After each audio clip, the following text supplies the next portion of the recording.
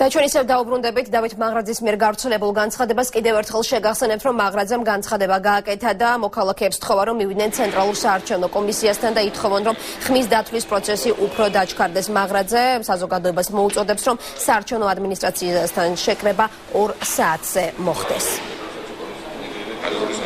მინდა რომ მივაწოდო მოსახლეობას, ჩვენს საზოგადოებას ინფორმაცია მასზე, რომ 2 საათზე მე პირადად მივდივარ CSKO-ს შენობასთან, რათა მოვითხოვო ის რომ გამარჯვება, რომელიც მოიპოვა ქართველმა ხალხმა, ნუ აჯანჯლებს CSKO იმ მიზეზებით, რომ სერვერთან აქვს პრობლემები თუ მელანი გაუთავდათ და ასე შემდეგ. ამისი რა თქმა უნდა არავის არ ჯერა.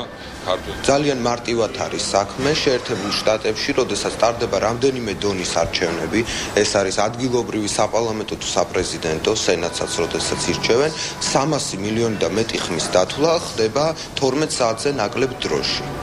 ყველანაირი ხარვეზისგან ეს პროცესი არის დაზღვეული.